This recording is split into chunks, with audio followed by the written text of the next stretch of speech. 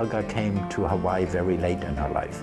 She made Hawaii her primary residence for less than the last decade of her life.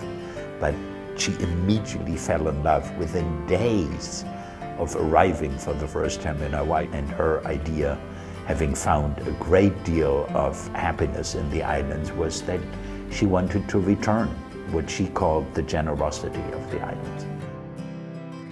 The way Helga's viewpoint, a reason for forming the foundation, permeates and affects what we do, arises from the fact that she wanted to give back. So for us, it's a very personal obligation on our part to see that whatever we do fits in with that, into that kind of a definition.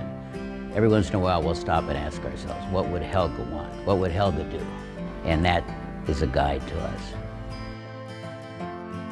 Our mission is, in partnership with others, we seek to expand opportunities for those less fortunate, especially children, to find hope for their future and to promote preservation, protection, and stewardship of our natural resources. If you can get those real little bits. People said to us, one of the things that we're concerned about is our kids don't feel hopeful about their future.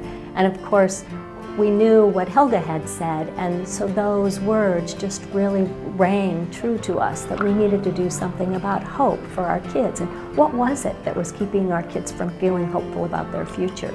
And so that's really how the Hope for Kids initiative was started. Everybody getting some seeds? What we did to find our Hope for Kids partners is we identified some basic elements that we thought programs might employ to bring hope to kids. And there were 5 of these, what we call core elements. We took these core elements out to a series of people around the state and said, can you think of programs that demonstrate these core elements? And that's how we identified our first Hope for Kids partners. Yeah, I think our favorite olala noyau is Auhe Paukaike Kahalau Kai. Knowledge is not limited to one school or one halau. In terms of age ranges, we have early childhood education all the way through teenage interns that are doing part-time to almost full-time work. And they're woven together through doing work that's outside, working with caring and affirming adults. Culture as a cornerstone foundation for learning, high expectations, and teaching life skills. In the simplest sense, we were hoping that partners would be able to create experiences for kids that would give them a greater sense of optimism, a greater sense of hope for their future. At a different level, we really wanted to learn from our partners. We wanted to learn about the kind of work that they were doing, which is Aina-based education. We wanted to learn what the critical components of Aina-based education are and what kinds of settings does it work especially well, the qualities of effective Aina-based programs. It's just one activity. And I suppose in the grandest scheme, we have an expectation and a hope that over the long run, all kids will have access to Aina-based education in Hawaii. Good, I like how you put some detail into that. High five. Good job. Many of the outcomes we're after are not outcomes that are going to be realized in the short term.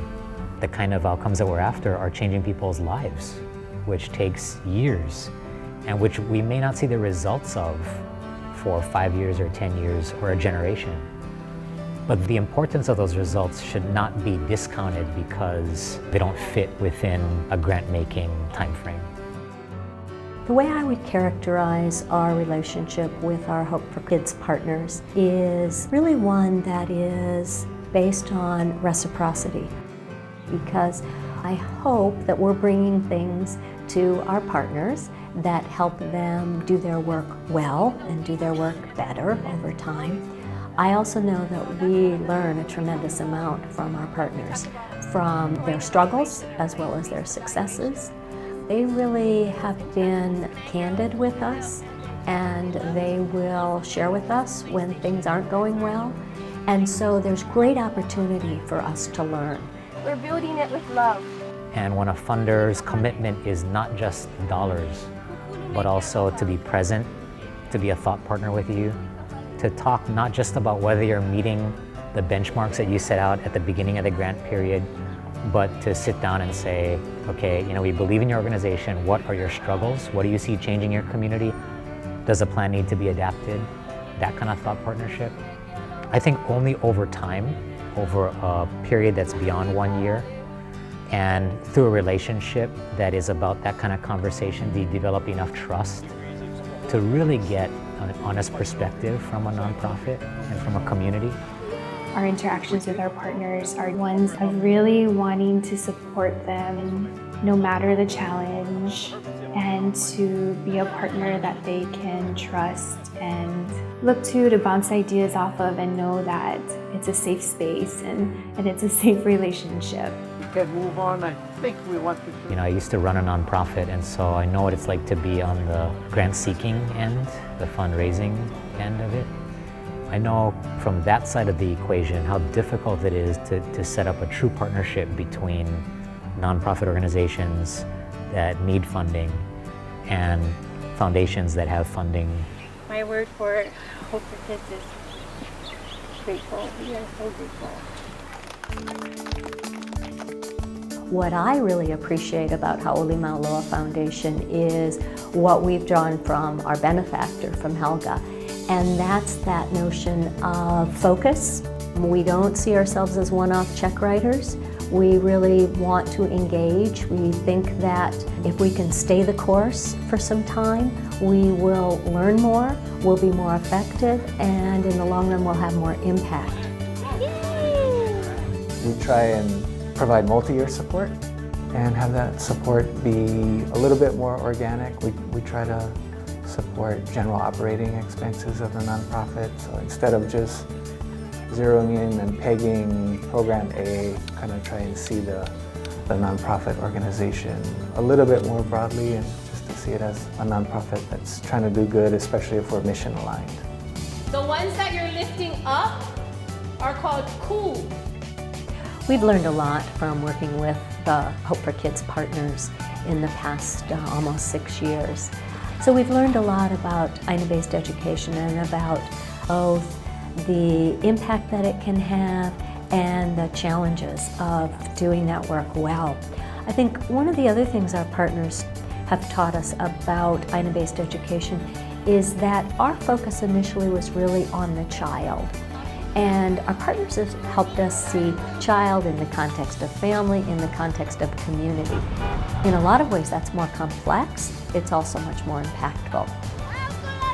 Each one of them is a place that consistently sends a message to kids that here's one way to understand your place in the world. Here's where you're from. Here are values that matter in this place and in this culture. And here's how you can contribute to the people and the community around you. When you're building one house for the kupuna in the community, it makes you feel all good inside, like, oh yeah, I'll help them out. We learned at the urging of our partners about the communities in which these partners do their work and operate. And we learned a ton about ourselves as individuals, as a grant-making organization, and as an institution generally.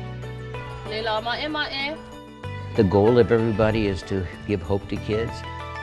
You can't get any better than that to start with. And you throw into the mix these incredibly interesting, passionate people who you get to work with. This has been a fantastic experience, and it just encompasses everything that I would have hoped that the foundation was going to do.